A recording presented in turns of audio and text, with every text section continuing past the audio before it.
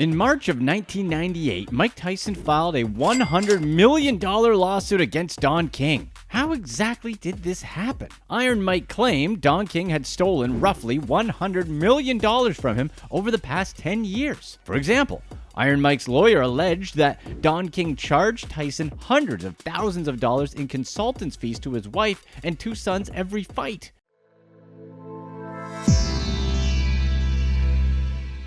Lawsuits were certainly nothing new to Don King. He'd previously been accused of stealing money from numerous other prize fighters, including Muhammad Ali and Larry Holmes. But let's first get into who Don King is as a person. Don King is probably the most famous name in the boxing world. For anyone that's not actually a boxer, that is. That makes sense because he's been behind a lot of champion fighters such as Muhammad Ali and Mike Tyson. In his reign in boxing, he's organized and promoted over 500 fights that brought him not only fame, but also millions and millions of dollars. Before he ventured into promoting boxers, Don actually had ambitions to get in the ring himself. He had a short stint in boxing where he competed in Gold Gloves tournaments as the Kid, but he was knocked cold in a few early fights. Don King wisely decided that boxing wasn't the way to go for him, at least not inside the ring. Before he got into promoting, Don King had to sharpen his business skills first. He realized that he didn't need to stop throwing punches. To him, having good enough punching skills on the streets was way better than if he were in the ring. So he teamed up with a few of his friends to run an extortion ring in Cleveland. This sounds really crazy now, but it actually brought in some money for King and his partners. The problem for them was their money making was at the expense of small business owners in the area. Scamming was already a thing for a young Don King. Although Don was doing crime, he certainly wasn't stupid. His extortion racket was bringing him income, but he was skeptical about how long he could keep it going. So what did he do next? He got into the gambling business, another illegal venture. The cash he had gotten from the extortion ring, coupled with his highly aggressive nature, suited him well in this new line of business. Don King was extremely confrontational at that time. He's actually responsible for, let's call it the endings of 2 men. The first incident happened in 1954 when Don King shot a person in the back because that guy had just robbed one of his gambling houses. This was ruled as justifiable self-defense back then. 13 years later, one of his employees owed him around $600, so Don took things into his own hands again. For the second guy, he was sentenced to just a little under 4 years in prison. Then, Don King got into another unorthodox way of making a living: organizing street fights. This venture proved to be simple enough. All he had to do was look for guys willing to fight for some money. It was something he had no problem accomplishing, but this venture didn't last long either. But what it did do was teach him some of the business skills necessary to get into promoting boxing. In the 1960s, before going to prison, he met Cassius Clay, better known as Muhammad Ali. When they met, Ali was already an Olympic champion and fighting across the country. Don made sure to attend each of his bouts, and he grew close to Ali. In 1972, he decided to organize a charity event for Forest City Hospital in Cleveland. He asked Ali to fight in a 10-round exhibition, something that Ali agreed to. This didn't only ensure a successful fundraiser, it also opened King's eyes to what it meant to get involved in boxing. With the event raising over $80,000, it wasn't hard for King to realize how much money he could make being a boxing promoter and manager. He and Ali both quickly became a couple of the biggest names in the boxing world in the 70s. The big break for Don came in 1974. This is the year he organized the famous Rumble in the Jungle between Ali and George Foreman. He followed this fight 1 year later with yet another big event known as the Thrilla in Manila. With those 2 hugely successful fights, Don King became one of the top boxing promoters at that time. He was able to land many other big-time boxers that further cemented his promotion legacy on top of making him a ton of money. Mike Tyson wasn't yet one of Don King's fighters, but Don knew that he wanted in on Tyson's action. During Iron Mike's early boxing career, he was being coached by Cus D'Amato. He was the person who completely changed Tyson's life. D'Amato played a central role in making Tyson the youngest heavyweight champion in history. Cus D'Amato was introduced to Mike Tyson after Mike ended up at a juvenile detention center. Under Cus's direction, Mike won gold in the Junior Olympic Games in 1981 and 1982, With such a huge amount of potential, it was hard for Mike not to be noticed by boxing's biggest promoter at the time. Naturally, Don tried to win Mike over to his camp, but he couldn't get past Cus D'Amato. Cus had reservations about Don, and that was only natural considering Don King's past.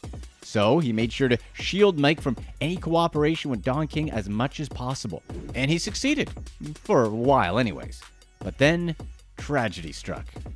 Mike Tyson got his first professional fight in May 1985 and floored his opponent in the first round. This was a big break for him and also Cus. Unfortunately, Cus passed as a result of pneumonia. That was something that was good only for Don King because that meant he could finally get what he wanted from a young Mike Tyson, which was a piece of his earning potential. With a contract in place, the two set out to conquer the world of boxing, and they did just that. Under Don King's promotion, Mike became one of the richest boxers ever. From 1987 to 1990, he remained the undisputed world heavyweight champion. To this day, he remains the youngest boxer to win a heavyweight title at 20 years of age. Of course, with the titles and bouts came the big checks. Don King was a great promoter. Mike Tyson routinely made millions of dollars in his fights. For example, in July 1988, when he went up against the then undefeated Michael Spinks, he walked away with a $20 million check. That's $44 million for one fight in 2020 dollars. It's estimated that Mike made at least $400 million in his career, but he blew a good amount of his money on a lot of random things. Find out more in this video. However, a good chunk of Tyson's money also found its way to Don King. Trouble for Tyson began in 1990. That's when he lost in his legendary fight with Buster Douglas. He also ended up being sentenced to prison. With Iron Mike going to prison, that really shined the light at the dire situation of his cash flow, basically the cash outflow. Yes, this is despite making at least $400 million in earnings. It's still always about keeping the money we earn. Tyson began to look at where all his money went. According to Iron Mike, the trail ended up at Don King's door. He said that Don King essentially had been stealing his money. So, in 1998, Tyson sued King for $100 million. According to Tyson, this was the amount that King had stolen from him for over 10 years. Court records showed that Don King had contracts that not only made him Tyson's promoter, but also gave him 30% of his earnings. And that's technically against Nevada law. Iron Mike's lawyers claimed King made millions more from foreign broadcast rights and even selling Iron Mike's image. When the WWE, then WWF, wanted Tyson's picture for its WrestleMania ads, the rights were credited to Don King Productions. Don would also put members of his own family on Tyson's payroll. Remember that consultant fee? Yeah, King charged $100,000 per fight as a consultant's fee for his wife, Henrietta King, and similar $50,000 per fight fees for his two sons, Carl and Eric King. Tyson was also paying the president of the Mike Tyson fan club $1,000 a week, a salary set by Don King. The person getting the money? Don's daughter, Debbie King Lee. Then Don King would just overcharge for all sorts of things. Don would charge $5,000 to use a towel while working out at his gym. It was stuff like this over and over. Overinflated, weird, hidden fees. Although Iron Mike signed the checks for Mike Tyson Productions, his financial records were handled in Don King's office by an accountant Don selected. Iron Mike seemed oblivious to where the money was going. What should Mike have done? He should have picked one accountant that he trusted and have him comb over every invoice. What do you think? Mike Tyson's lawsuit wasn't the first rodeo for Don King. He seemed to always have been shady in his deals over the years with many of his boxers he represented. One prominent example was Muhammad Ali. In 1980, Don was sued by Ali for underpaying him $1.1 million for fighting Larry Holmes. So what did Don King do?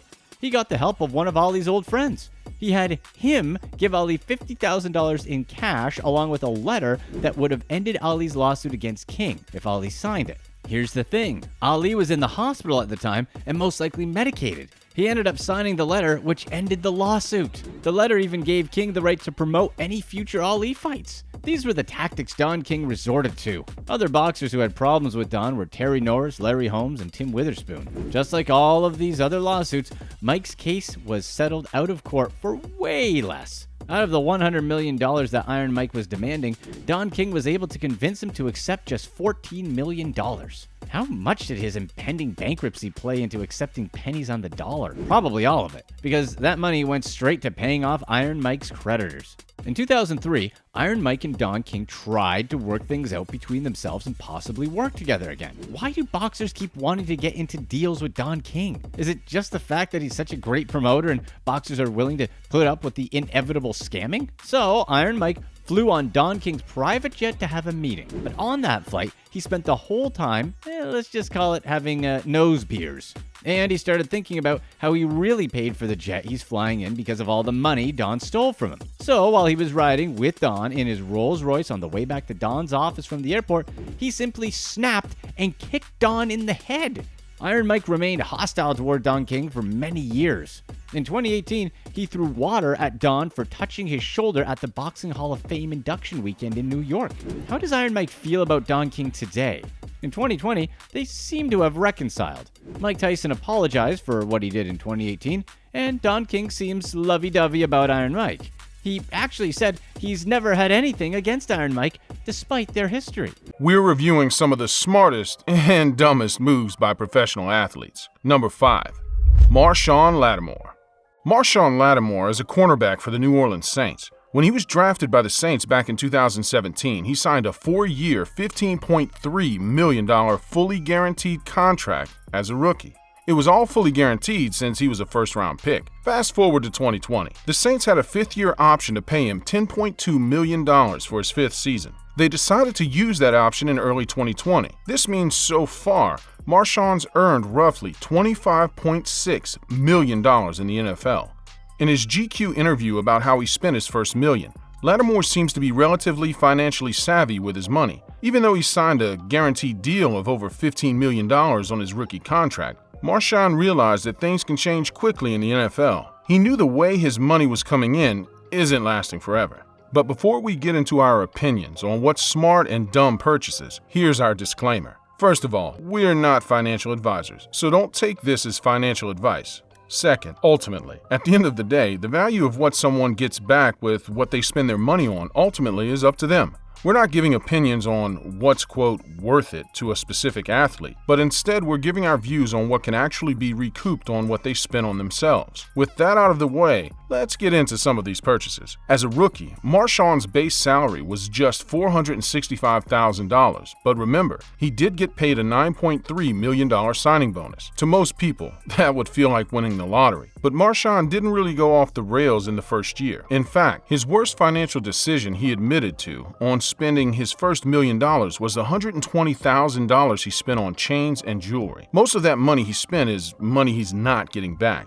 since selling any custom jewelry means pennies on the dollar. What about the smart financial moves? The smartest thing he did was actually leasing his teammate Von Bell's Mercedes. He decided to do that after he wanted to buy a Rolls-Royce Wraith, but his older teammates talked him out of buying a car that cost more than half his first year's salary. He can afford that car now, but back on his rookie contract, he really couldn't afford it. He made the much smarter decision of taking over Bell's car note for a year. Later on, he went on to lease a new Range Rover, which is typically the smarter move than buying if he likes to keep his cars current with the year. The rest of his purchases on the million are, iffy, but understandable. For example, he bought a reasonable house for his mom for $500,000. He also bought her a car for $35,000. These types of purchases to take care of mom and dad are completely understandable, if not commendable. However, one of the main things all athletes and really anyone should look to do is to minimize their liabilities. Hopefully he's made sure his mom can afford the property taxes for the house and the car, or else he's gonna have to pay that himself. It's funny how someone has to also be able to afford a big gift.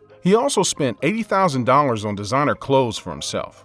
Dropping close to $100K on clothes seems excessive, but a lot of luxury clothes can recoup money. It all depends on what he bought. Some limited edition designer brands can actually go up in value after buying it, such as Louis Vuitton Supreme collaborations. And if he actually bought designer clothes used, something we doubt, he can recoup most of the money. A general rule for luxury designer clothing is that it can recoup around 50% of what it cost brand new. This is much higher when compared to fast fashion clothing brands such as H&M and Zara. The money paid for fast fashion is money that's basically a sunk cost. Marshawn also bought a Rolex for $25K, which can actually be a decent investment. That's because Rolexes hold their value and limited edition Rolexes can easily appreciate. He also went on vacation with his boys for $5K, which is something he can easily afford with what he was getting paid. What we liked also was that he was smart enough to realize that he didn't need to fly in a private jet, and he confessed that he was looking for the cheapest flights. Overall, we think that Marshawn seems to be relatively smart with his spending. If buying chains and jewelry for $120K was his dumbest purchase, he's doing something right. We'll give him a B- on what he spent on his first million. As far as his mindset on saving and money management overall, we'll give him a B- as well. He seems to understand that he has a small window to make a high income in the NFL, and that he has to be careful with his money. But he didn't say how much he's actually saving in his interview with GQ. Let's hope he's been saving and investing at least half his income. Number 4. Will Hernandez. Will Hernandez is a guard who plays for the New York Giants. When he was drafted back in 2018, he signed a 4-year, $7.45 million contract that included a signing bonus of roughly $3.5 million. So far, Will's earned $5.9 million on his rookie contract. However, he may not get the full value because his status with the Giants in 2021 is up in the air. Because he was picked in the second round, only the first 2 years of his contract are guaranteed.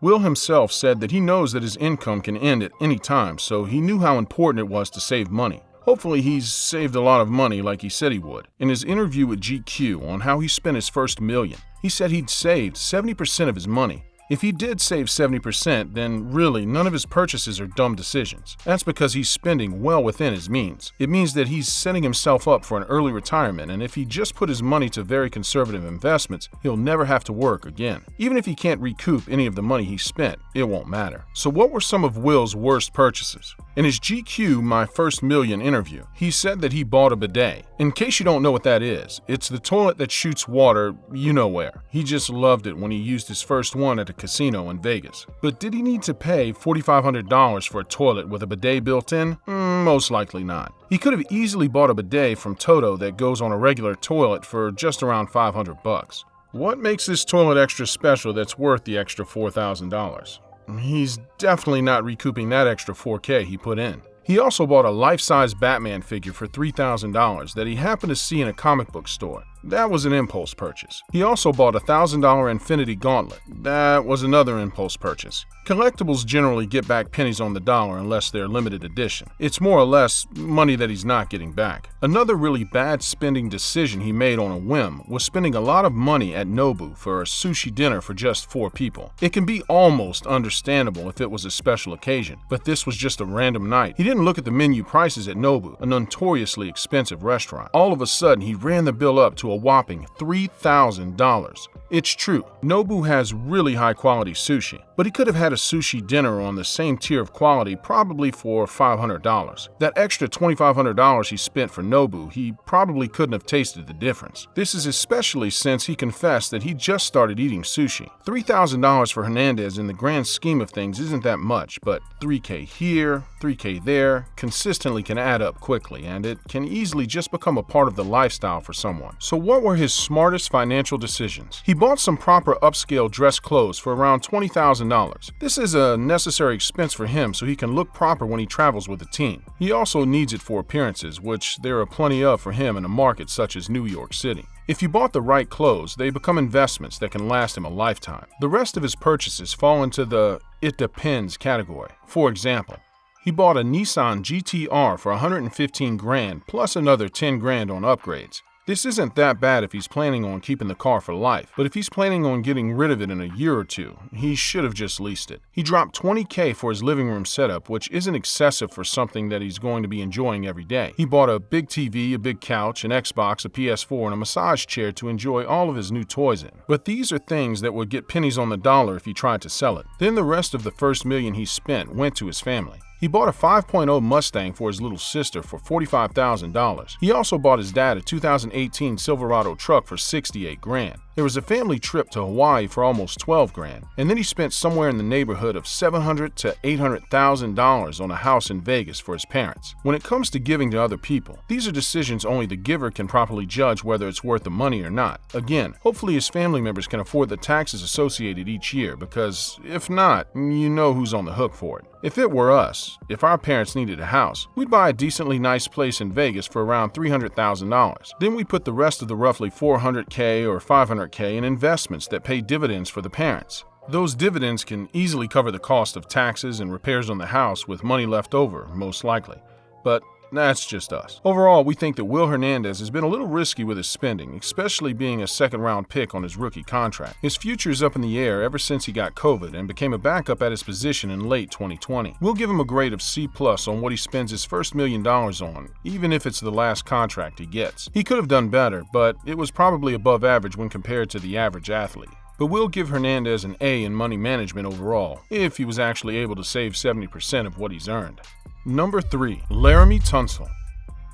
Laramie Tunsil is an offensive tackle for the Houston Texans. However, when he first came into the league, he was drafted by the Miami Dolphins. He signed a 4-year, $12.45 million contract on his rookie deal, with all of it fully guaranteed since he was a first-round pick. Since his first contract, he's gone on to sign a 3-year, $66 million contract with $50 million guaranteed. So he's definitely made a lot more money since his rookie contract, and he represented himself and negotiated his own deal. He had full leverage on his side, so he was able to save a lot on the agent fees. So how smart was he spending his first million? Let's go through his interview with GQ. He says that he goes over his spending each month with his financial advisor. He says that he saves 80% of his income and then blows the rest on whatever. Just like with Will Hernandez, if this is true, then it kind of really doesn't matter what he buys with that 20% because he's spending well within his means. So let's assume that he's spent only 20% of his income. 20% of his huge number he's made still lets someone blow a serious amount of cash. How many of his purchases can be sold for close to what he paid? Let's go through some of his worst purchases first. He bought a Lamborghini Urus SUV and he customized it with a purple and cheetah mink interior for $300K.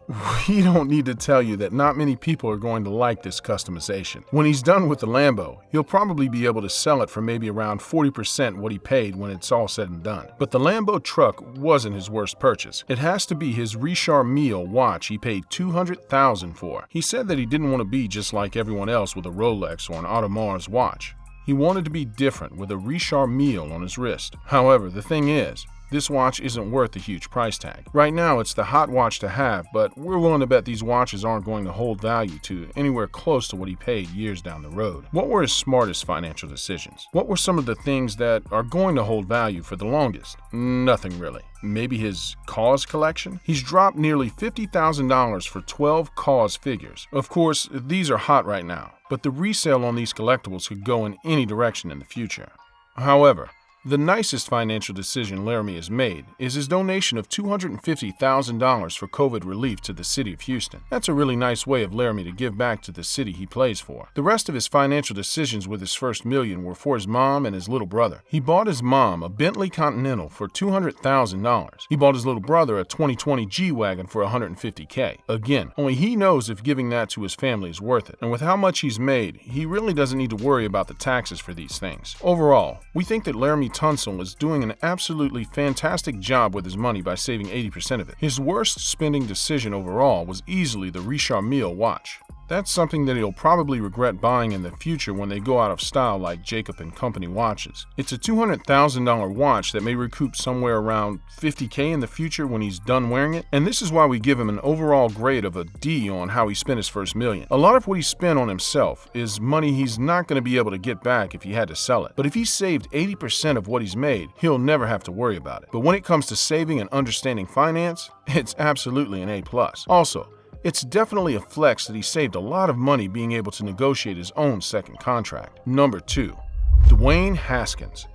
Free agent quarterback Dwayne Haskins is easily a cautionary tale where everything can go wrong really fast for a young athlete that has a seemingly bright future. He was drafted 15th overall by the Washington football team in 2019 to be their franchise quarterback. Just 2 years later, he became a free agent whose future in the NFL is very much in doubt. Haskins' first NFL contract was a 4-year, $14.4 million contract that was fully guaranteed since he was a first-round pick. Despite being on the hook for the full contract amount, Washington still decided to cut him after just 2 years in the league. Things can quickly change for professional athletes if they're not performing as expected and they aren't professional in their conduct. What he spent on his first million all of a sudden became exponentially more important since his next contract isn't promised, and it practically has zero chance to be considered a big contract in the NFL. Haskins said during his GQ interview that he saved 70% of his income. If that's true, he'll definitely still be doing well financially. So what were some of Haskins' worst decisions? The worst financial decision he made wasn't shelling out $250K for the Bentley Bentayga. It was paying $10,000 for someone to paint a mural in his basement. Those murals he had painted with his favorite people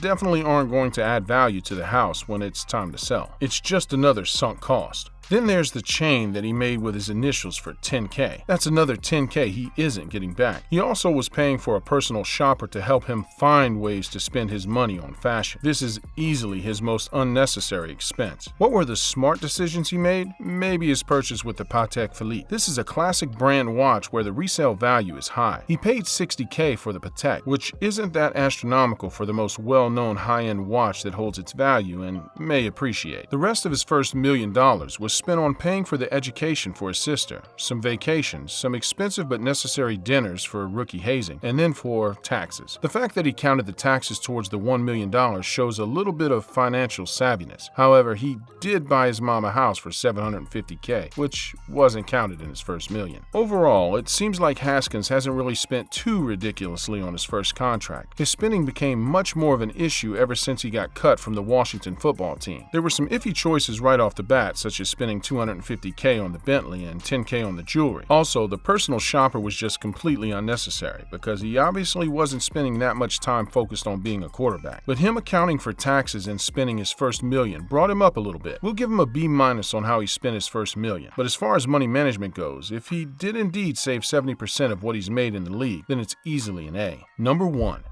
Adrian Peterson. AP is a slam dunk first ballot Hall of Fame running back when he's finally retired from the game. And that's the reason why he's made almost $103 million alone from salaries and bonuses in 14 seasons in the NFL. But sadly, the most likely reason why he's still trying to play is because he needs money. Bad. Recently in January of 2021, reports came out that he couldn't pay back a loan he took out for $5.2 million a few years ago. What he owes has since ballooned to at least $8.3 million ever since he started defaulting on his payments. Peterson didn't pay back the loan by the initial agreed upon date of March 1st, 2017. His creditor, D'Angelo Vehicle Sales, LLC, had actually been working with Peterson on payments for the loan. In 2019, Peterson negotiated and signed a settlement agreement that was a great deal for him if he could follow through. Peterson was supposed to make two $50,000 payments on October 18th and Halloween of 2019. He was then supposed to make a $2.25 million payment on November 11th in 2019. Then he was supposed to make a final $25,000 payment within 10 days of his contract being picked up for the 2020 season. If Peterson defaulted on the settlement agreement, he would have to pay the entire amount of the initial loan plus interest. Of course, that didn't happen. If he had made all his payments, it meant that he would have paid less than $2.5 million to settle the debt. But instead, because he couldn't pay it, the debt more than tripled. He's now on the hook for the full $8.3 million. Adrian Peterson is the latest athlete who is the cautionary tale. If he had focused more on saving his tens of millions of dollars instead of focusing on spending it, he wouldn't be in the financial situation he's currently in. Supposedly, he's lost a lot of his money from bad investments. But even if investments do go to zero, it still doesn't put someone in debt. They have to willingly take out loans to be in debt. But Peterson is famous for his lavish spending. His 30th birthday party in 2015 is still talked about today. He supposedly spent millions of dollars on just that one party, despite him getting close to the end of his career. The level of insanity for this party is too much to list. But here's just one example of the excess spending he did for his birthday party. Peterson paid for first-class travel for over 300 of his guests, and he paid for all their 5-star hotel rooms. Spending millions of dollars for a party for just one night is easily the worst way to spend $1 million+ on this list. The grade is an F for the money spent on this party. Overall, we also have to give Adrian Peterson a grade of F in his overall money management. It takes a lot of reckless spending to go into debt after making over $100 million. Here are some of the most ridiculous things athletes have bought. Number 11, Scottie Pippen. While Scottie Pippen's on-the-court accomplishments cannot be questioned, he did make some questionable money choices off the court.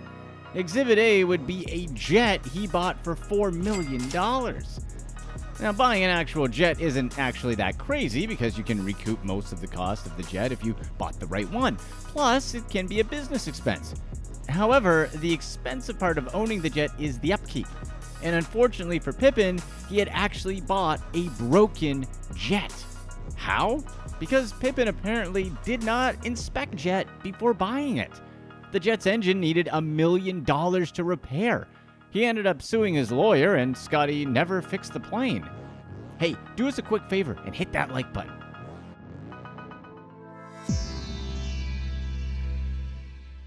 Number 10, Lionel Messi. Lionel Messi figures that if he doesn't want to have neighbors, the best thing to do is to buy it all up.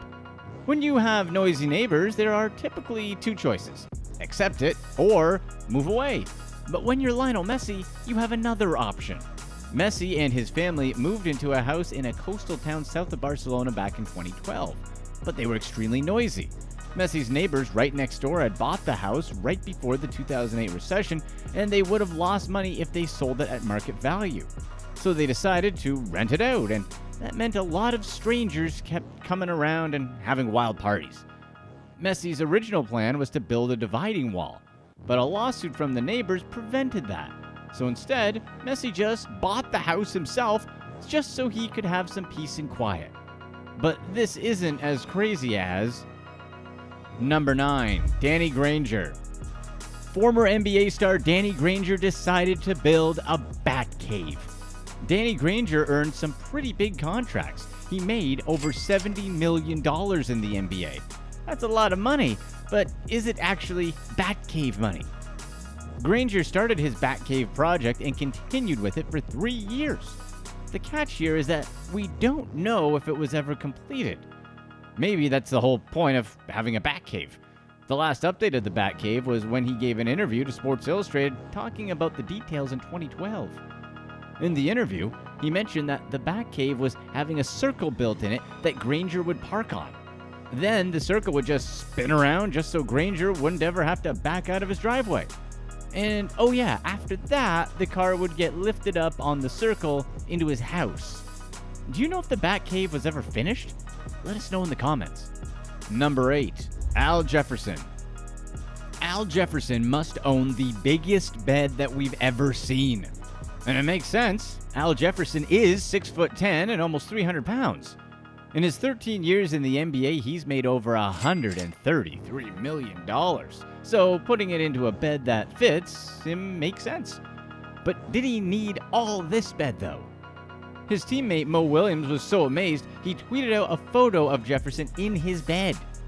Look at this bed! It's 10 feet by 12 feet. It's huge, even for a guy like Jefferson. The bed cost Jefferson more than $23,000, a price that's more than what a lot of people pay for their car. But a big bed definitely is not as crazy as... Number 7, Marquise Daniels. Buying a chain of his own head? Why? Marquise Daniels spent a decade in the NBA before retiring in 2013, and he made more than $36 million during his career. Having all that disposable income made Daniels realize that he needed a diamond replica of his head made. It kind of looks like one of those faces in Madame Tussauds wax museum, right? The exact price of this custom chain wasn't ever revealed. The designer was Jason of Beverly Hills, who definitely charges a hefty premium for his work. What's crazier than Daniel's chain? This tattoo that he got on his forearm.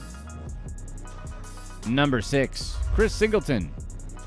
In 2012, Washington Wizards rookie Chris Singleton spent $10,000 on lottery tickets for the Mega Millions.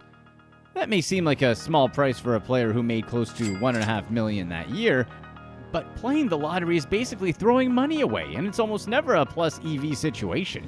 But in this case, maybe it was. Even then, baseball superstar Matt Kemp got in on the action, and he had just signed a $160 million contract a year earlier. The Mega Millions lottery was up to $640 million that year. Singleton said it was either blowing the cash on the lottery or blowing it in the club. Singleton's NBA career was brief since he played just 3 seasons for the Washington Wizards, but he did make $4.7 million in his career. Number 5, Ryan Khalil. Ryan Khalil took out an ad in the Charlotte Observer guaranteeing that the Carolina Panthers would win the Super Bowl back in 2012. Part of being a pro athlete is all about having confidence, but this is taking it a bit too far. You don't need to look it up. The Panthers didn't win a Super Bowl that year, nor any other year since Khalil took out that ad. For what it's worth, Khalil played center for the Panthers his entire 12-year career and actually was one win away from a Super Bowl title in Super Bowl 50 in 2016.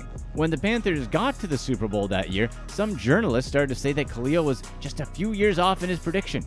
But it's better to be off in a prediction than be off on a budget like... Number 4. Antoine Walker. Despite making more than $108 million during his NBA career, Antoine Walker has had money troubles. We're not really highlighting any single one of his purchases, but really just his spending problem. Anyone can go broke if they spend more than they earn. In an interview with Sports Illustrated, he claimed to have a thing for cars. By his own admission, he usually had 6 or 7 new cars at any given point. On top of that, he was buying homes, expensive jewelry, and all kinds of things that he really didn't need. His habit of lending money to friends and his gambling issues didn't help either. In 2010, Walker filed for Chapter 7 bankruptcy just 2 years after retiring from the NBA. However, his story didn't happen in vain. He now works with Morgan Stanley to help educate athletes on how to manage their wealth responsibly. Number 3. Deshaun Stevenson. Deshaun Stevenson famously bought an ATM. Just why? Stevenson entered the NBA right out of high school in 2000 and played for 13 years.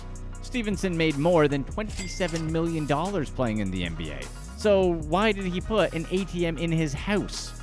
Apparently he was inspired by Rob Dyrdek because he had one. That way his friends could withdraw cash when they needed it because, come on, even if you're rich, it has to get tiring loaning people money. You could make the argument that the ATM is technically an investment since he charged a $4.50 convenience fee. You would think he would charge an even $5 because, that whole Abraham Lincoln $5 tattoo.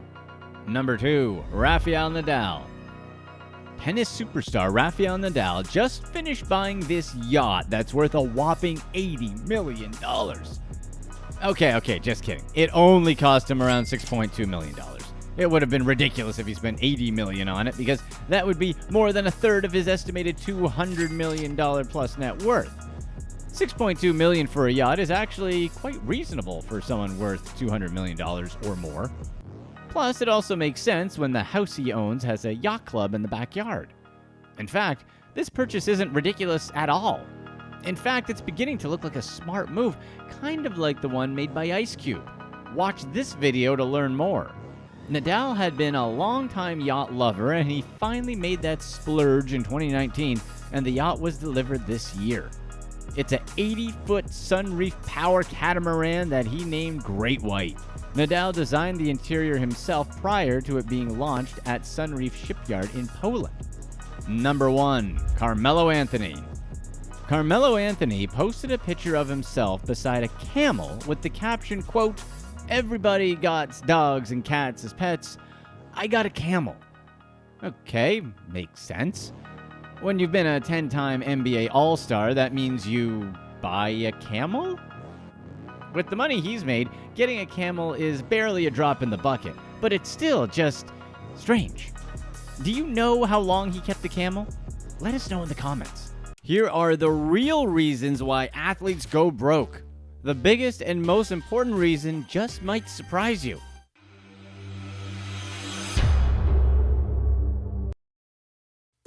Number 10. The Joneses. Nothing gets you broke faster than making financial decisions based on what other people think. Most athletes struggle to understand this, and a lot of them eventually end up learning the lesson the hard way. Athletes are in the spotlight, and they want to be a trendsetter. And because so many guys do it, the pressure of owning several cars, homes, and designer clothing is high. But it doesn't mean that they have to. Athletes not thinking long-term can easily blow through millions. Especially since most athletes accumulate a lot of cash in their lives and don't have a career after their playing days. Athletes need to realize that, unlike other people, their careers are short-lived. The cash flow they're used to does not continue as long as they think it does. The average basketball career is less than 5 years, while the average football career is even shorter at 3 years or less. Another crazy fact is that 60% of NBA players are broke within 5 years of retirement, and nearly 80% of NFL players have little savings left within 2 years of retirement. On the flip side, most athletes should take Adonal Foyle as an example. Although he wasn't a star in the NBA, he still made over $63 million during his 13-year career. Even when he became a multimillionaire, he always maintained his strict financial discipline. For example, he only bought used cars and never took the big depreciation hit on new cars.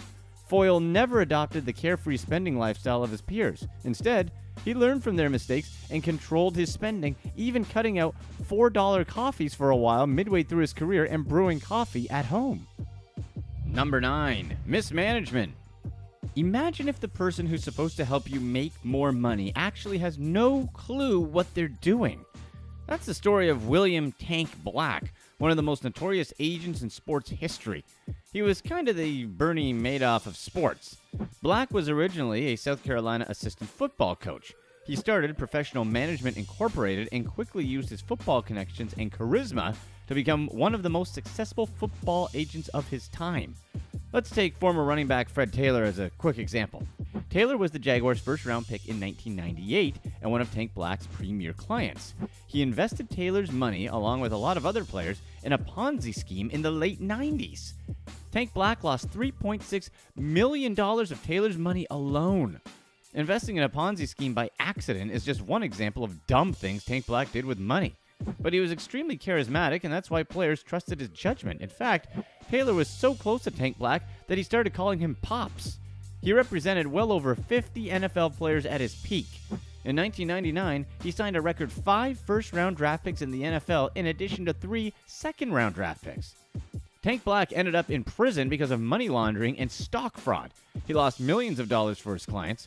At first, Taylor defended Black, but soon he found himself at a bank applying for a $100,000 loan just so he could get through the 2001 offseason. He was barely scraping by because he chose the wrong person to invest his money. Taylor later admitted he nearly retired from football because of all the stress. For what it's worth, Black did win a civil suit the SEC filed against him, alleging that he cheated clients. Quick, before we continue, do us a big favor and hit the like button because it helps us out a ton. Number 8. Kid problems. Wait, what? Too many kids is on this list? Well, first of all, kids are expensive in general. The average cost of raising a child from birth to the age of 18 is roughly around $234,000. However, raising the kids themselves are something that most professional athletes can afford, even if they have something like 10 of them. But that's only if you're taking care of the kid yourself, so you have the ability to choose how much to spend. What I'm really talking about here is child support. And we know that child support is not cheap, especially in the States where child support is a percentage of income. Let's take Travis Henry as an extreme example. Henry was a former NFL running back who played for 3 teams from 2001 to 2007. He has 9 children, each by a different mother, and some of his kids were born just a few months apart. Henry eventually went broke because his career fell apart, and because he didn't save his money. He couldn't afford to pay his child support. A more recent example is with Blake Griffin. He was ordered by the Los Angeles Superior Court to pay $258,000 a month in child support. Does that sound insane for a judge to rule that, or is that just me? So yes, not having unplanned kids is a financial strategy. Number 7, Uncle Sam. Professional athletes and tax problems, it's a recurring theme. Examples include Manny Pacquiao, Lionel Messi, and Cristiano Ronaldo. But why does it keep happening? One reason is the lack of knowledge with taxes. Younger athletes are often making a lot more money than people their age. A 25-year-old making $50,000 working in an office is going to have an easier time with taxes than a 25-year-old professional athlete making millions of dollars a year. That professional athlete is also very likely surrounded by people who don't have his best interests in mind. Another reason is forgetting to withhold money for their additional income, such as endorsements and personal appearances. Some athletes simply forget that they have to pay taxes on extra money, and they don't withhold any of it. Also, state taxes gets really complicated as far as how and where players get taxed. For example, NFL players don't just pay state taxes where they live, they pay where they play, and most notably, where they practice. This is the so-called jock tax in action. An athlete who doesn't have a knowledgeable tax advisor can easily get into trouble and have to pay fines and back taxes. Number 6, bad investments. Despite their high salaries, many professional athletes burn through their nest egg. often before hitting retirement. One of those most common mistakes they make is putting money into bad businesses or investments that never had a chance. Former NFL player Rocket Ishmael lost $300,000 investing in a Hard Rock Cafe knockoff. The restaurant was supposed to be called Rock and Roll Cafe. Former star baseball player Toy Hunter said he invested $70,000 in an inflatable raft invention. Apparently, the pitch was that when high rainfall areas were flooded, consumers could pump up the device and allow their furniture to stay dry. Seriously, he actually invested money in that.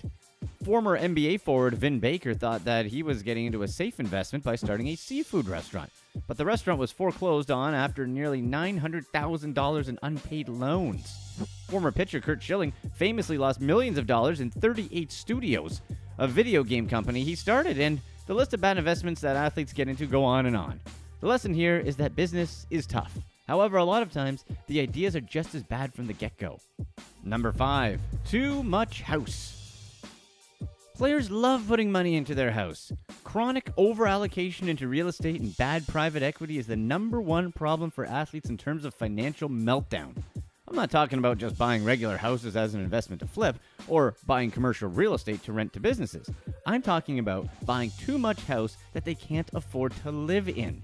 Instead of paying in cash, athletes will take out a mortgage for the house. And yes, sometimes it does make sense to take advantage of low rates and use the cash for a better investment opportunity.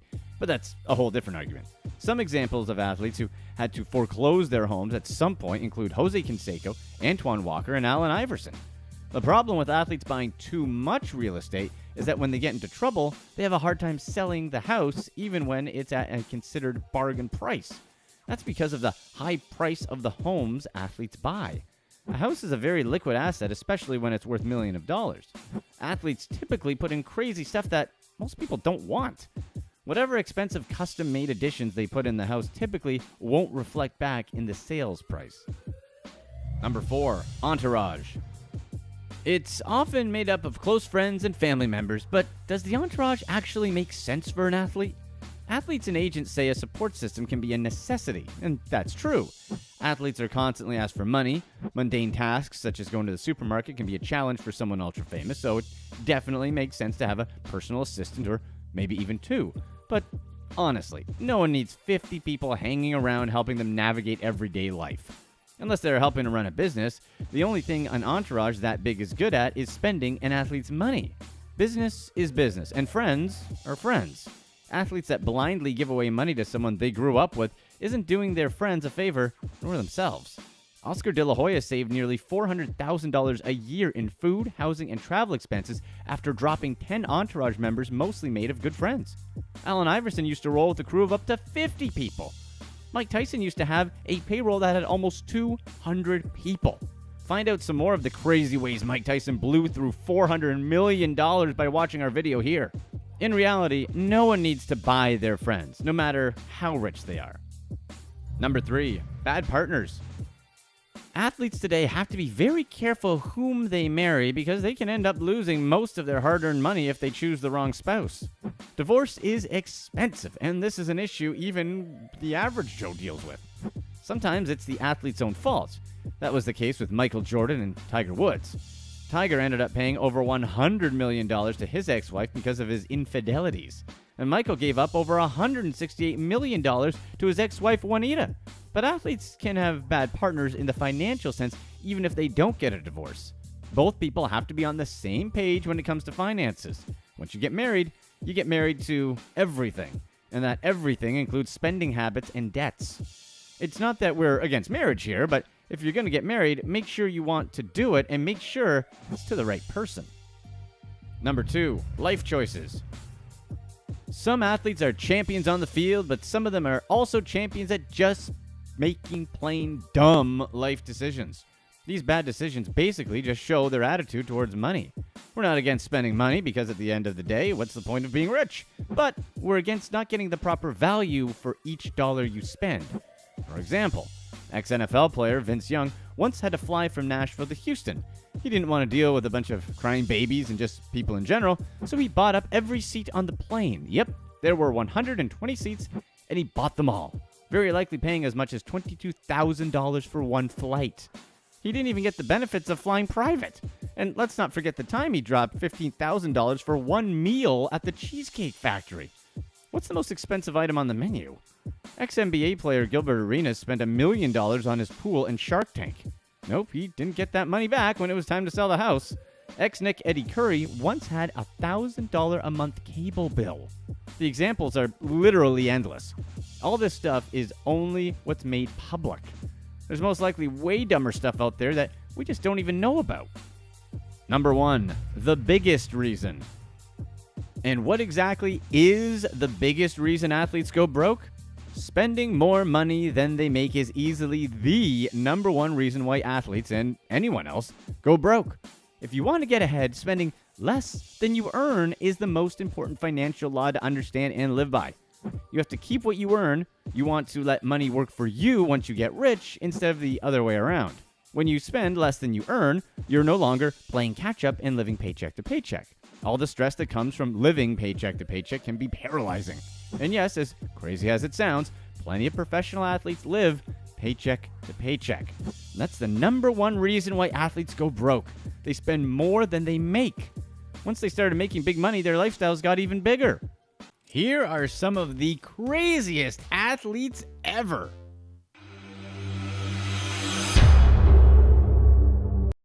Number 8, Meta World Peace. Anyone who changes their name to Meta World Peace from Ron Artest has got to be a little nuts, don't you think?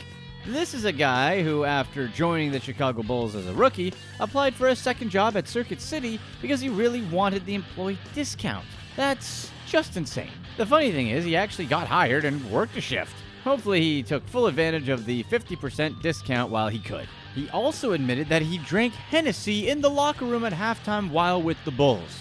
Wait, are we sure this isn't what J.R. Smith does at halftime too? Anyways, an even funnier story was that he got into producing R&B. So he asked his team at the time, the Indiana Pacers, if he could take a month off. Why? Well, he was tired from promoting an R&B album. Proving it does sometimes hurt to ask, the Pacers suspended him for 2 games for that dumb question. His most infamous moment was his role for starting the Malice at the Palace. This was when a fan threw a drink at him while he was laying on the scorer's table after he was called for a foul.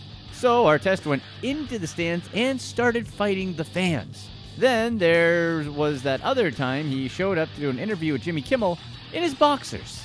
In a 2016 interview, Meta World Peace claimed he's no longer weird. So he said, quote, "I'm normal now. Call me Tim Duncan." That somehow makes sense. Number 7, Ricky Williams. Ricky Williams, despite all his talent, is probably more famous for other things rather than for his football career. He found himself suspended because of using illegal substances multiple times. Surprisingly enough, that's not what makes him weird, it's everything else. For example, one time he was stranded in an airport on his way to Thailand. So he had some time and decided instead to hit the Himalayas and hang with a dude named Mystic Steve for 6 months. These days, Williams is known for working with a group called Access Consciousness, which operates super secretly and is probably a Scientology-esque cult. Access Consciousness has different courses and tools they use to help their paying members open up to new horizons. One such tool is a procedure known as running the bars. This is where trained Access members, called facilitators, touch 32 specific points on your head. They do this to release all limiting thoughts, ideas, attitudes, decisions, and beliefs that person has ever had about anything. Williams was one of these, quote, facilitators within the group, meaning he touched other people's heads to help people with their thoughts. Is this nuts? What do you think? Number 6, Dennis Rodman. Dennis Rodman has done some truly amazing things during his 14-year NBA career, but he also did some crazy stuff on and off the court. He's headbutted referees for being kicked out of the game, he's headbutted fellow players, he's kicked cameramen, he married Carmen Electra for 4 months, and he dated Madonna for like 2 months. And sure, you could probably say that all celebrities and athletes are a little crazy, but Rodman is a special type of crazy that no one can fake. There are so many ridiculous Dennis Rodman stories out there to choose from. He decided to marry himself just so he could promote his book. Here was an NBA player at the height of his career, and he decided to show up to a book signing wearing a wedding dress. Then NBA Commissioner David Stern must have loved that one. Well, the little-known fact is that he actually got paid $10 million to do it. Then there was the whole Kim Jong-un friendship and multiple visits to North Korea. Rodman basically said that Kim Jong-un was misunderstood and that people should give him a chance. Sticking up for a dictator of a country where human rights is severely limited is a certain type of crazy that's hard to match. Number 5. Nick Kyrgios. Nick Kyrgios is known for his abilities on a tennis court. And yep, we're talking about his abilities to have the best tennis meltdowns probably ever. Kyrgios basically has memorable outbursts on a fairly regular basis. The guy has destroyed a racket or 30 in his short career. He's argued with officials, argued with fans, argued with pretty much anyone that's remotely close to the tennis court. He's played lousy on purpose because he was going through a temper tantrum. He always finds a new way to make headlines. For example, he once even got in trouble for changing his socks too slowly.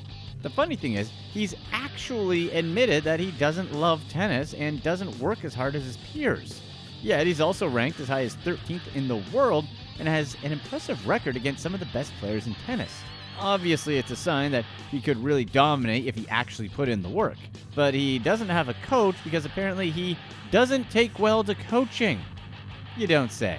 Kyrgios loves speaking his mind on anything. He said that number 1 player Novak Djokovic's celebrations are cringeworthy.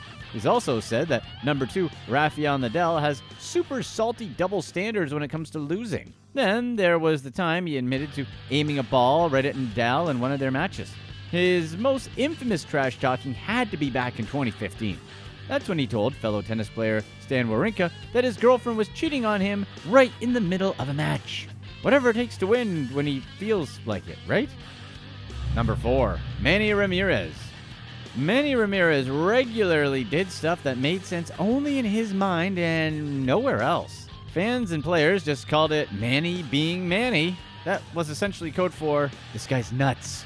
While on the Red Sox, he would disappear into the green monster at Fenway in the middle of a game. And who can forget how he once ran down to fly ball, ran up the wall, high-fived a fan, and then threw the ball back to second in time to double up the runner. In 2007, he refused to speak to the media for the entire spring, but he did decide to end his silence. And when he did, he started off by saying he's selling on eBay a grill that he bought for $4,000. Okay. Another time, Manny got pulled over. He was given 3 tickets. One for his windows being tinted too dark, a second ticket for playing his music too loud and disturbing the peace, and a third ticket for not having a driver's license. The cop knew who he was and was determined to give him tickets anyway. Manny replied, "I don't need any tickets. I can give you tickets." He reached into his glove compartment and tried to bribe the officer with tickets to his team's games. Then he left the scene by making an illegal U-turn. And yes, the officer pulled him over again to write him another ticket. But our favorite Manny story has to be the one involving Dustin Pedroia. Manny had told Pedroia he'd buy him a watch if he won Rookie of the Year. And Pedroia actually did win it. So Manny one day handed Pedroia a wrap box along with a nice note. But just as soon as Pedroia unwrapped his gift revealing the words Rolex on the box, Manny took a bat to the box and put a big dent in it. So Pedroia thought it was just a prank that Manny had pulled and that there was no watch inside. But when he opened up the box, there was a $20,000 Rolex inside. Manny being Manny. And these are the crazy antics why a lot of athletes go broke. Find out the exact reasons why athletes go broke in this video. Number 3, Plaxico Burress. How is Plaxico Burress on this list? Well, he's really not that crazy. But he does have probably the craziest story on how he ended up in jail for 2 years. Back in 2008, Burress shot himself in the leg at a New York nightclub with his gun. He thought that he owned it legally, but the registration had expired, and it was never registered in New York. The crazy thing is that Burress didn't even know that he had shot himself. Once he saw the fire, his first reaction was to look around the club to make sure he hadn't accidentally shot someone else. He had no clue until he saw that his pants and shoes were completely soaked. It was really bad for Burress because Michael Bloomberg, the mayor of New York City at the time, wanted to make sure the city court threw the book at Burress. In the end, Burris ended up pleading guilty to a weapons charge and was sentenced to 2 years in prison, but he spent a total of 20 months in jail. Although it was less than his 2 years, it was still 20 months that was completely unnecessary. Because he was rich and a well-known athlete, there was no need at all to carry his gun around all the time like he did. If he was concerned about security, all he had to do was hire a bodyguard. Number 2, Antonio Brown. If you follow any football, you definitely have heard all the crazy antics by Antonio Brown. In September of 2019, Brown was released by the New England Patriots because of all the accusations from people he's done business with and women he's known. His last team was the Oakland Raiders. They released him after a crazy summer full of drama. Let's see. There was that all frostbite on his feet thing. Then there was the threatening to retire over a helmet. Then there was him threatening Raiders general manager Mike Mayock over fines for mispractices. And let's not forget his secret recorded private conversation with his then coach John Gruden that he released on YouTube. Then there's the crazy Antonio Brown tweets. Then there's threatening one of his accusers over text even after he knew that he was on thin ice with the Patriots. Brown's fall from grace has been swift. There's no doubt that he was the most productive wide receivers in the NFL over the last decade. He's still one of the most talented receivers if he could actually control his behavior. Many people speculate that he's suffering from CTE and his erratic behavior started after that famous hit to the head by Vontaze Burfict. Who knows what's going on, but hopefully Antonio Brown can pull it together for his sake. Number 1, Mike Tyson. Well, you guys knew that Mike had to be number 1. Where do we even begin here? There's just so many stories. We've seen him bite off part of Evander Holyfield's ear. We also seen him have his own one-man Broadway show, all the while making and losing hundreds of millions of dollars. Then there's all the crazy quotes that he's had. Iron Mike has led probably the craziest life that we don't need to rehash in this video. But you know what? Is it just us, or does it seem like he's actually a really genuine good guy who just has crazy moments? Just how exactly did Mike Tyson blow over $400 million?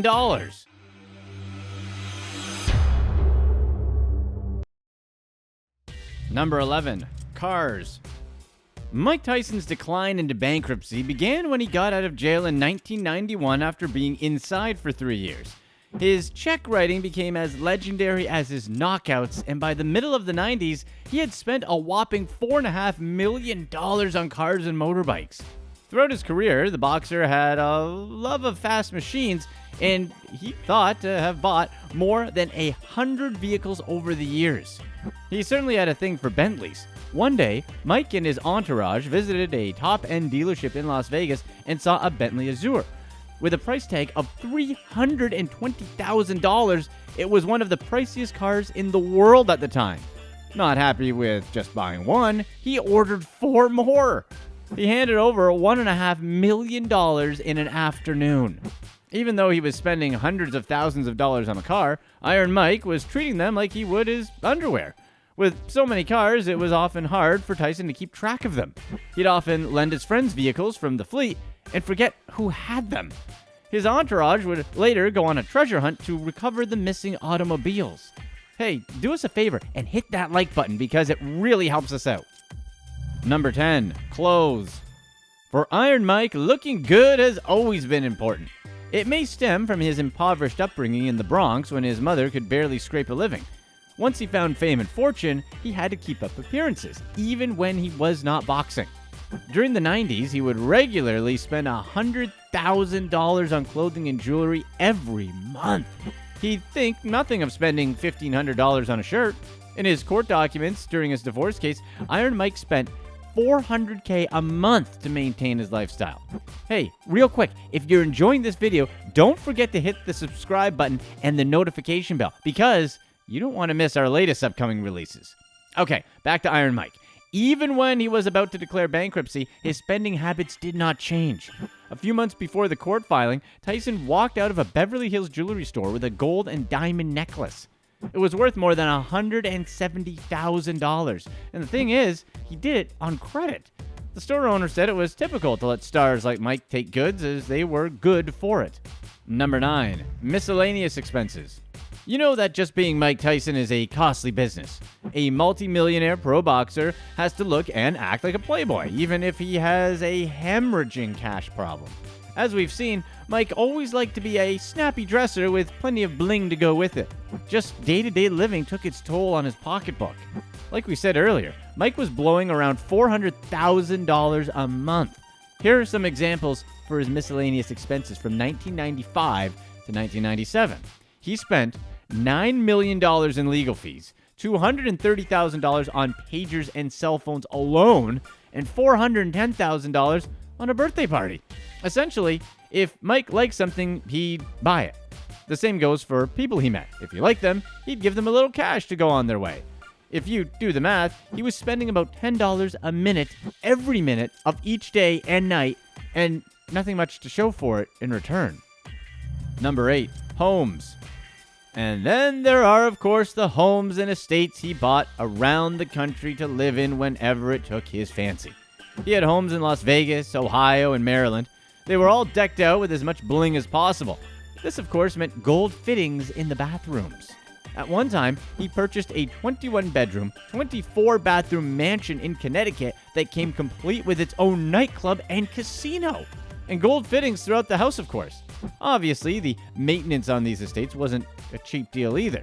The bill for just the gardening and mowing the lawns was over $300,000. Number 7, entourage.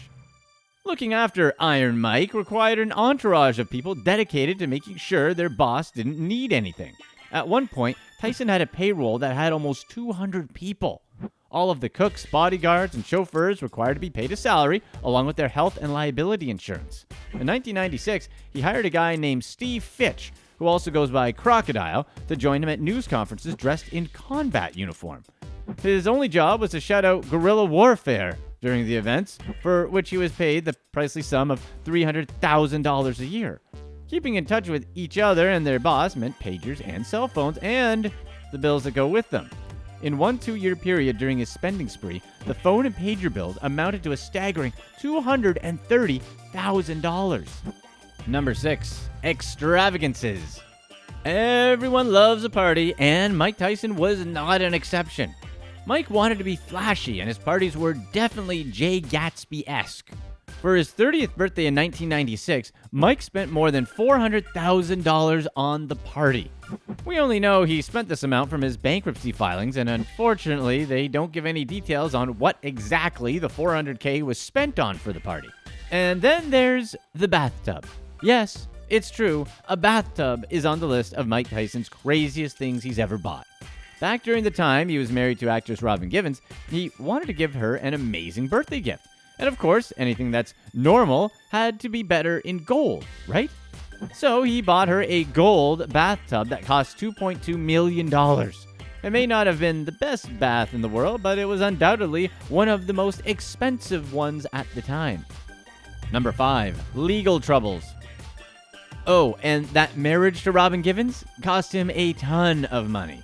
Unfortunately for Mike, the gold bathtub was not enough for Robin. When the couple broke up, she received $10 million as a settlement. Tyson's second wife, Monica, didn't fare quite so well in her divorce proceedings. Well, it wasn't as much, but $9 million isn't too shabby either. His divorce settlements weren't the last time Mike Tyson needed to get lawyered up. Unfortunately, even the best can't win against the tax man. When he filed for bankruptcy in 2003, Mike reputedly owed tax authorities in the U.S., UK, and the states of Georgia and Michigan close to $18 million. With all the other creditors, his total debt came to around $27 million, a far cry from the hundreds of millions he started with. Mike Tyson isn't the first boxer to earn a fortune and lose it in the space of a few years. He, along with lots of other boxers, have blamed bad managers, crooked promoters, and incompetent financial advisors for their decline. Number 4, Don King. And talking of promoters, Mike Tyson had an ongoing feud with mega promoter Don King for almost a decade.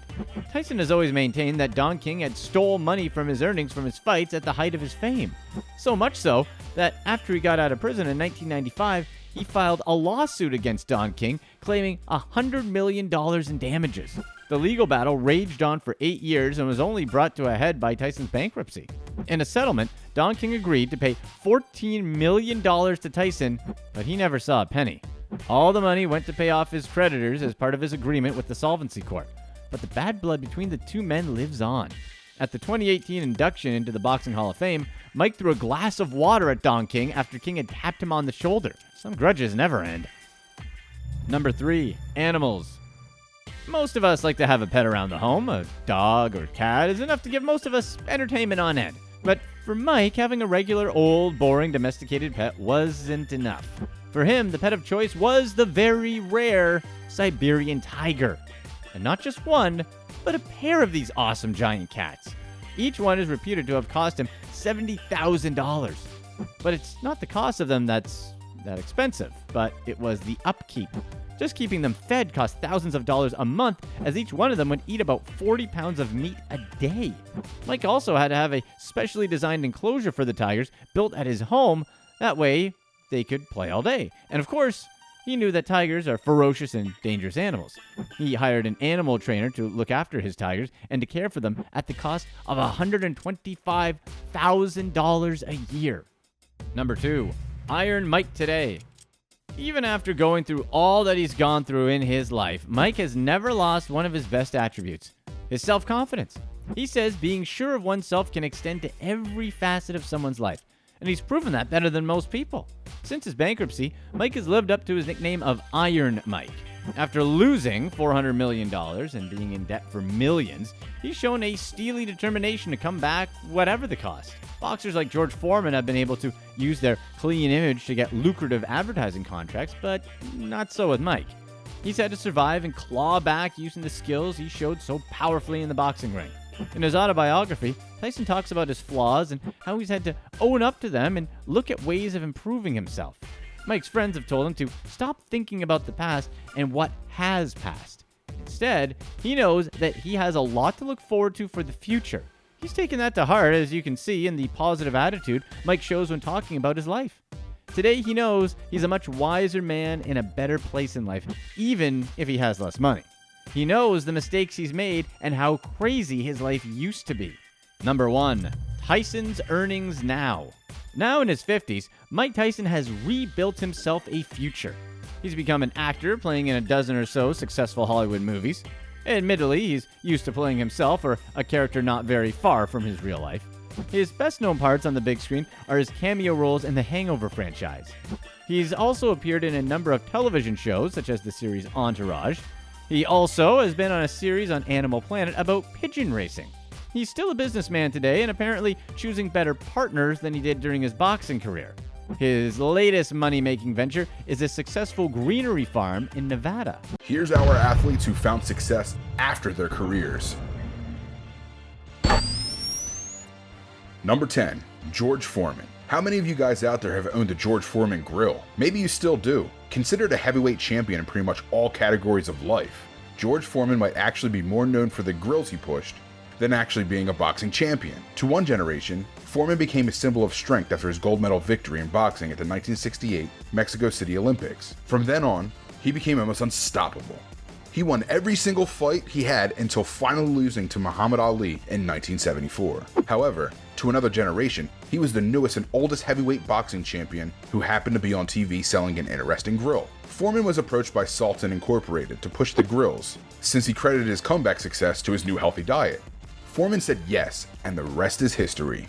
The venture gave Foreman a $138 million bump in his fortune, with sources saying he still earns 40% of all sales. Since 1994, the George Foreman grill has sold over 100 million units. Selling 100 million of anything is just ridiculous. Number 9, Jamal Mashburn. Remember when Jamal Mashburn was lighting it up back in the day at Kentucky? After a successful career in college basketball and the NBA, Mashburn turned his sight to the business world. Mashburn has always said that it wasn't a surprise decision. Apparently, ever since he was a teenager, he not only dreamed of becoming a world-renowned basketball player, but also as a hardworking businessman who carried a briefcase to work. Mashburn today owns more than 80 restaurant franchises nationwide in the US, has ventures in real estate, and even has interest ownership in thoroughbred horse racing. Doing the business thing hasn't been easy, as he says he gets approached by other former athletes who claim to have the next big business idea all the time. The funny thing is, a lot of athletes themselves get approached with business deals all the time during their playing days. He says saying no is what he says if the project just doesn't seem profitable. After all, accumulating and protecting a net worth of $45 million doesn't happen by investing in random projects. However, he still does believe in picking up the appropriate risk. In 2013, he teamed up with the former NFL star Winston Justice to create a venture capital firm to invest in the tech industry. Number 8. Magic Johnson. Can things get better after you get voted as the NBA's most valuable player in 1987, 1989, and 1990? If your name is Irvin Johnson, but you go by Magic, then yeah, things can get better. Do I really need to get into how his playing career went? Being the orchestrator of the Showtime Lakers in the 80s with his ridiculous display of basketball skills and earning $45 million along the way isn't too shabby. But what he did as a player somehow fails in comparison to his now ever-growing wealth he's created since he's been retired.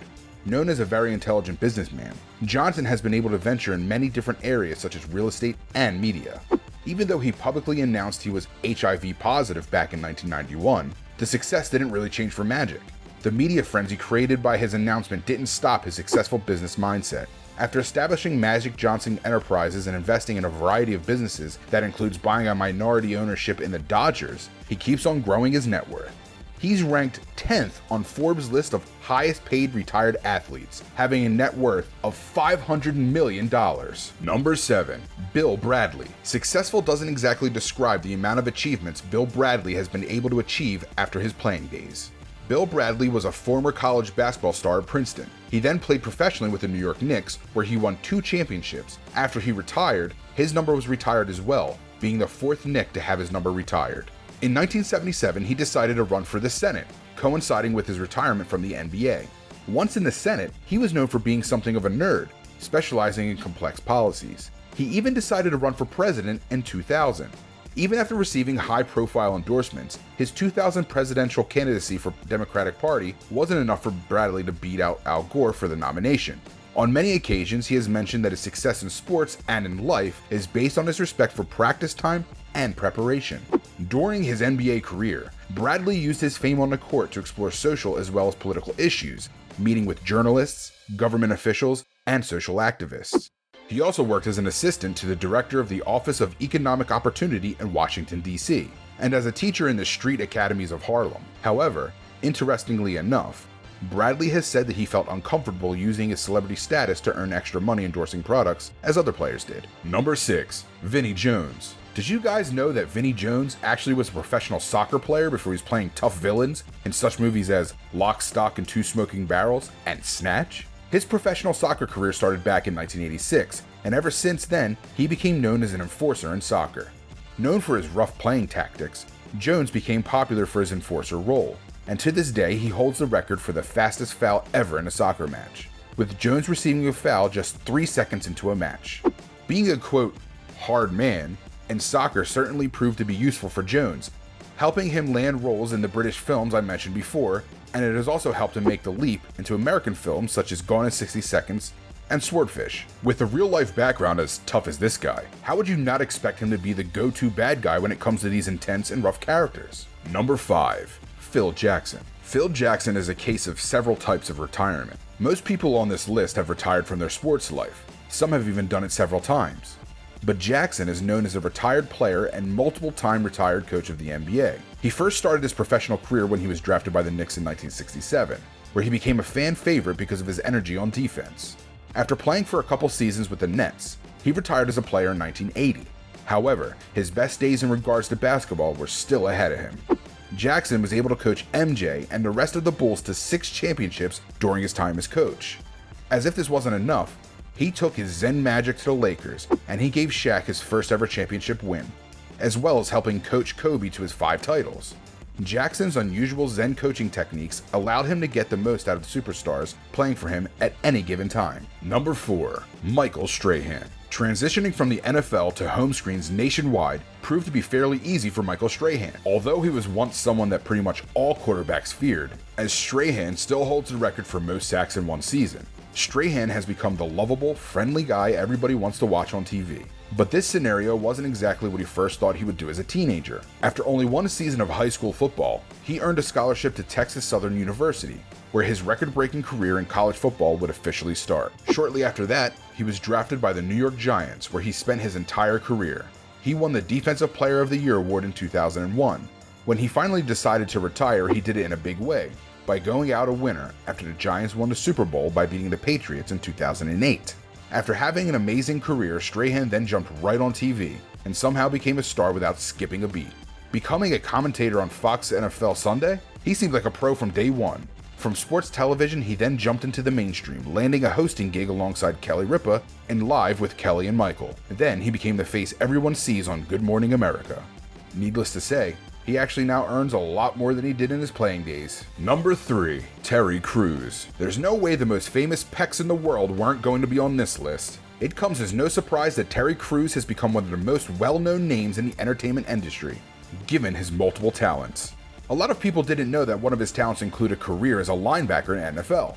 He was drafted back in 1991 by the Rams, then he bounced around to different teams. He was on the Chargers in 1993.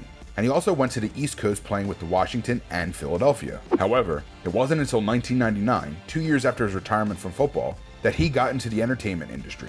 After a few minor roles in movies, commercials, and music videos, he got his big break in the Wayans Brothers 2004 film, White Chicks. From that moment on, Crews has continually found work. From his hilarious Old Spice commercials to his role as Sergeant Terry Jeffords in the comedy Brooklyn Nine-Nine to hosting Who Wants to Be a Millionaire, it's safe to say Crews' acting career has been much better than his football career. Number 2. Oscar De La Hoya. The world of boxing has its ups and downs for most boxers, even if they were once well-known champions. But for Oscar De La Hoya, his fortune has been well taken care of on and off the ring. The former gold medal winning and world champion boxer became a prominent name in boxing by winning 10 world titles and 6 different weight classes. His ability to earn in boxing was unprecedented before someone named Mayweather came along. Some of his fights have been the biggest earning fights ever, with $700 million just in pay-per-view income. After announcing his retirement in 2009, De La Hoya has become one of the most steady-earning retired boxers in the world.